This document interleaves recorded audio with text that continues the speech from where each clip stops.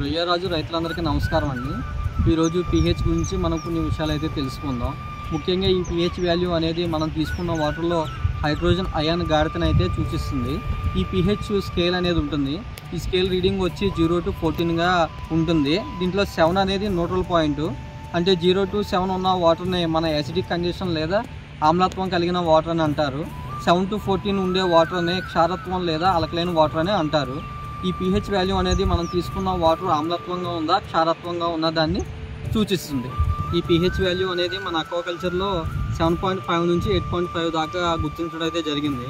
ప్రాక్టికల్గా చూసుకున్నట్లయితే ఈ pH వాల్యూ అనేది 7.8 నుంచి 8.2 లేదా 8.3 ఉంటే యానిమల్ ఫీడింగ్ టేకింగ్ మరియు గ్రోత్లు అయితే స్పీడ్గా ఉంటాయి.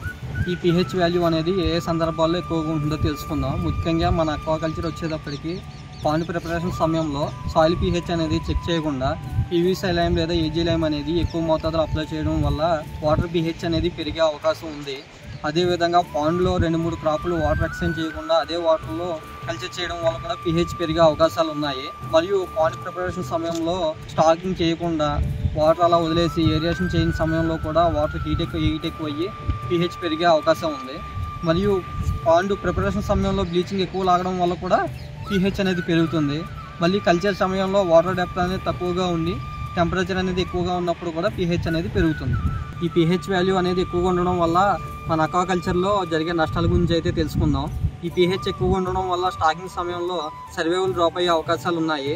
మరియు pH ఎక్కువగా ఉండడం వల్ల మన కల్చర్లో రన్నింగ్ కల్చర్లో pH ఎక్కువగా ఉండడం వల్ల ప్లాంక్టన్ క్రాష్ మైక్రోసిస్ట్ వచ్చే అవకాశం ఉంది.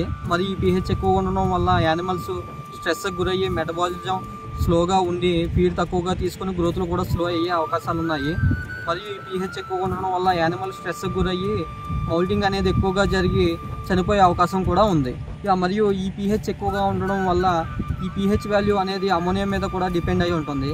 ఈ pH వాల్యూ అనేది ఎంత పెరిగితే అమోనియా కాన్సన్ట్రేషన్ కూడా మన చెరువులో అంతగా పెరుగుతుంది. ఈ pH వాల్యూ అనేది అక్వాకల్చర్లో ఏ సందర్భాల్లో తక్కువగా ఉంటుందో తెలుసుకుందాం. ఈ pHని ఆల్కనిటీ కూడా స్టేబుల్ చేస్తూ ఉంటుంది. ఆల్కనిటీ రీడింగ్ అప్ అండ్ డౌన్ అయినప్పుడు కూడా pH వాల్యూ అనేది అప్ అండ్ డౌన్ అవుతుంది. సాధారణంగా రైతులు వాటర్ ఎక్స్చేంజ్ చేసినప్పుడు లేదా బోర్ వాటర్ తవ్వినప్పుడు pH అనేది డౌన్ అవ్వడం జరుగుతుంది. మరియు హై డెన్సిటీలో స్టాకింగ్ చేసినప్పుడు కూడా pH వాల్యూ అనేది తగ్గుతుంది. తర్వాత హెవీ రెయిన్స్ పడినప్పుడు కూడా pH వాల్యూ అనేది తగ్గుతుంది. మరియు పాండ్లో నత్తగుల్ల లేదా చిట్టుగుల్ల ఉన్నప్పుడు కూడా pH అనేది డౌన్ అవుతుంది. ఈ pH వాల్యూ అనేది తక్కువ ఉండడం వల్ల మన అక్వాకల్చర్లో వచ్చే నష్టాల గురించి తెలుసుకుందాం. ఈ pH వాల్యూ అనేది తక్కువ ఉండడం వల్ల యానిమల్ స్ట్రెస్కి గురయ్యి ఫీడ్ అనేది స్లోగా తీసుకోవడం, తద్వారా గ్రోత్లు కూడా స్లో అయ్యే అవకాశాలు ఉన్నాయి. మరి ఈ pH వాల్యూ తక్కువ ఉండడం వల్ల డివో ప్రాబ్లమ్స్ వచ్చి యానిమల్స్ పైకి ఇదే అవకాశాలు కూడా ఉన్నాయి. మరియు ఈ pH వాల్యూ తక్కువ ఉండడం వల్ల మన చెరువులో నైట్రేట్ ఉన్నట్లయితే నైట్రేట్ కాన్సన్ట్రేషన్ కూడా పెరిగే అవకాశాలు ఉన్నాయి. అంటే pH తగ్గితే నైట్రేట్ కాన్సన్ట్రేషన్ అనేది పెరుగుతుంది. ఈ pHని పెరగడానికి మనం PVC లైమ్ లేదా AG లైమ్ని వాడాలి. మన రొయ్యరాజు యాప్ని డౌన్లోడ్ చేసుకొని లబ్ధి పొందండి.